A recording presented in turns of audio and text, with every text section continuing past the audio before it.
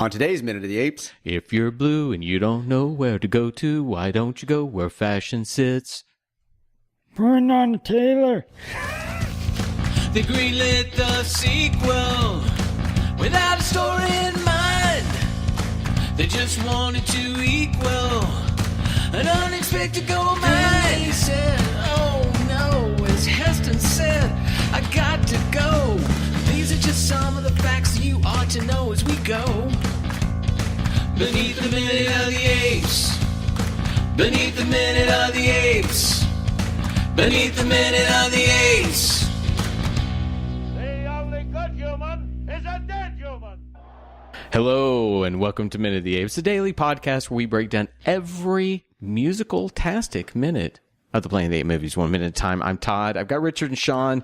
It's a special minute today. We're really excited by what happens. So let's go. Sean, tell us what's going on. All right, we're going to start minute 83 with a shocked Nova still looking at the fight and ends with Taylor walking towards screen left. I'm going to say right now that of all the minutes we've played back, this may be the one with the most special audio. So here it comes.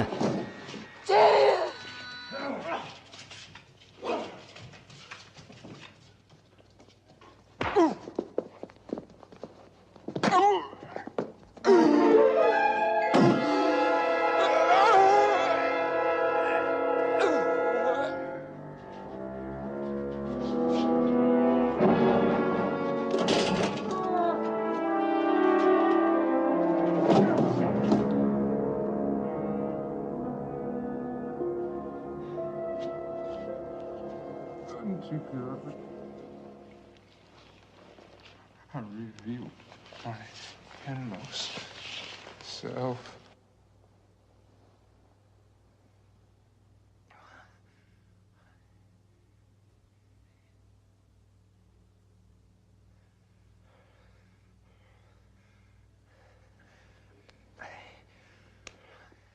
As of minute 83, we've got 3 living humans, a psy-core of telepaths, 4 dead humans, 1 dead ape, a shootness of apes, and a gaggle of humans. So is this the first time we really get to see Nova act? I mean, She's had some reactions, but she's never had a moment where she's driven. I mean, the scene. I think the closest thing to really acting is her covering up Taylor's words. Yeah, that's in the first movie. So that being, you heard it in that minute. We get that this moment as she watches the man that she loves fighting with the man that she's been Just stuck met with for 2 days. She screams out his name, and they don't react at all. No, they they're aren't not even surprised. surprised by it. They don't. Oh, wait, she can talk. I can talk. Well, to be fair, this is minute.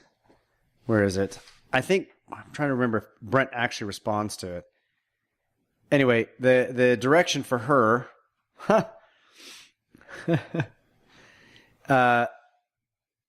we just sufficiently distort her voice on soundtrack for it to exhale the tiny, far away but crystal clear quality of the first word spoken by a schooled deaf child.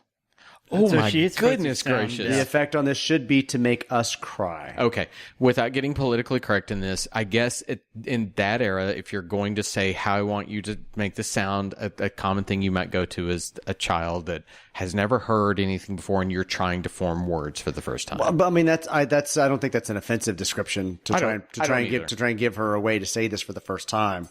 And you remember, he actually repeated to her multiple times his name as 2 words.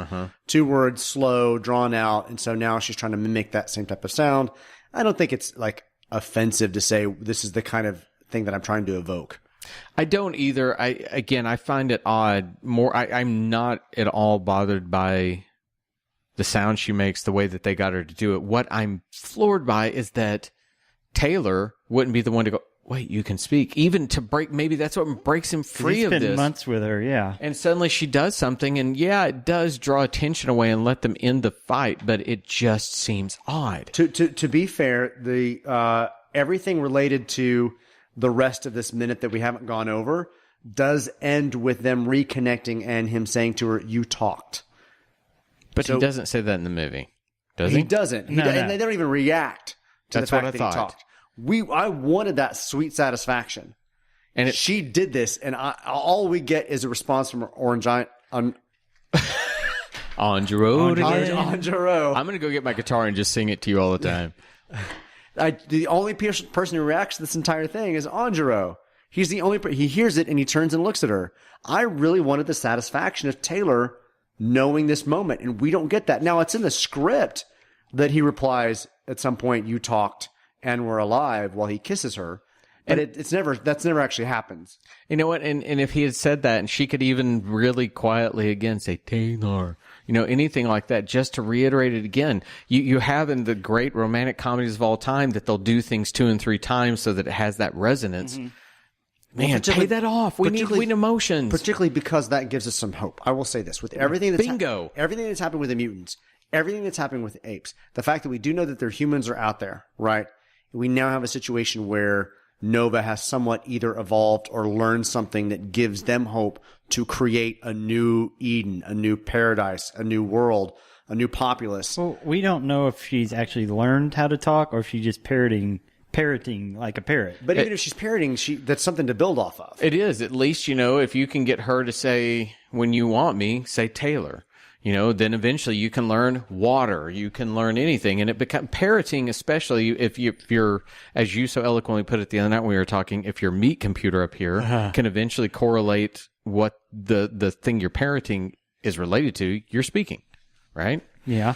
But we're devoid of emotion every chance they get. Every chance they get to either connect the characters or have emotional payoff, we just rip it out of the script. So Anjiro turns to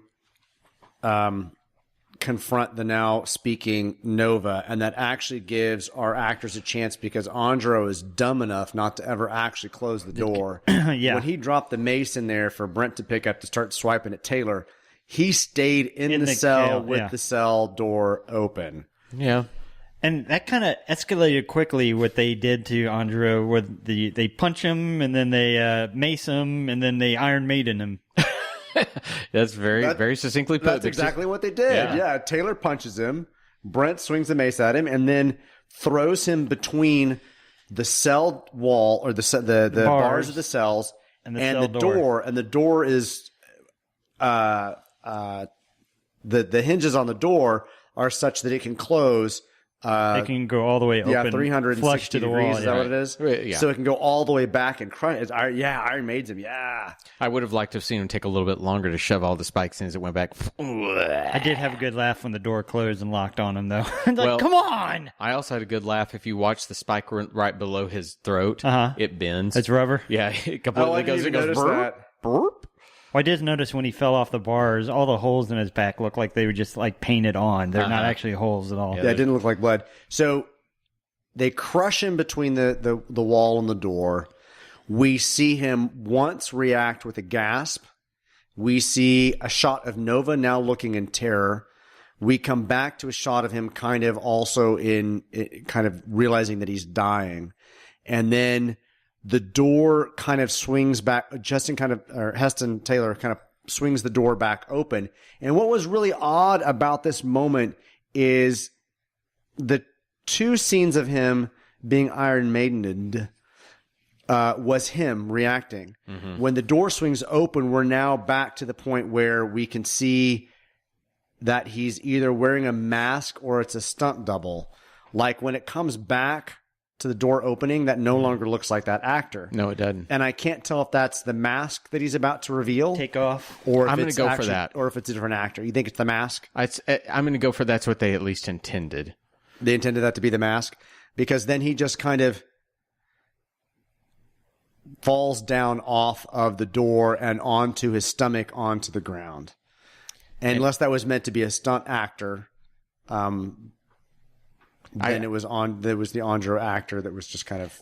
I couldn't help but wonder if this was a film made today. If you don't have a little bit of as he slides off the spikes, just something to amp up the gore a little bit. But okay, so he falls to the ground, and I do kind of like that. All he can think about as he knows he's succumbing to death is he wants to reveal his MO self. Do they all try to do that right before they die? I guess so. I guess that's the peak at which they reveal their MO selves, that they believe they're about to die or death is imminent. Yes. What I thought was really kind of interesting about this choice, the lines he says are, "Unto God I reveal my inmost self."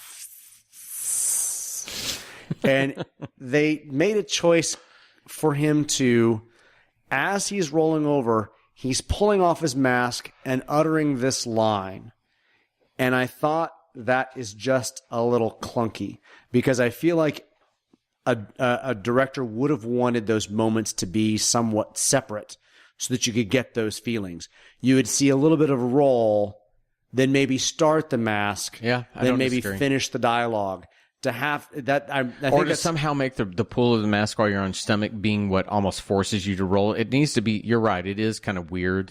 I'm surprised they were able to catch dialogue at all, just because the actor is moving his arm over his face, revealing a mask and uttering a line at the same time. But that's probably ADR'd into them. Yeah. It might have been, because you wouldn't have caught that normally. You would have broken that up just so you can kind of get those moments. Yeah, but I go back to that. I do like that they've tied it together, that this revealing of your inmost self to your God is not about a spiritual thing. It's not about soul at all. It's about the exterior that the bomb has caused. That is your inmost self. The outward effect of devastation is what it is. So at least like that, I do like, I think it's pretty exciting when Andro gets cheese grated. But we get to change our account. Oh, yes, we do. I had that note too. I have it for the next minute. Awesome. Okay. We get to change our account. So Andro's now dead on the ground. He's face up. We get a shot of him we get the shot of his mask, of his inmost self fully exposed. And then we cut back to Taylor, who's kind of pulling himself back together from this fight scene. And then we get another odd shot of Brent down on his knees with the mace, as he's also kind of coming back to themselves. It was just kind of a weird, also an awkward, quiet moment as they're like realizing their situation. Yeah. Well, that's minute 82. I had a feeling that was going to be a little bit of a shorter one, simply because all we get is speaking. And then killing. And that's pretty much it. Yeah. All right, so we'll put that one in the books. We'll be back tomorrow, minute 84. Until then, everyone have a great day. Bye. Bye, everybody. Beneath the minute of the apes. Beneath the minute of the apes. Beneath the minute of the apes.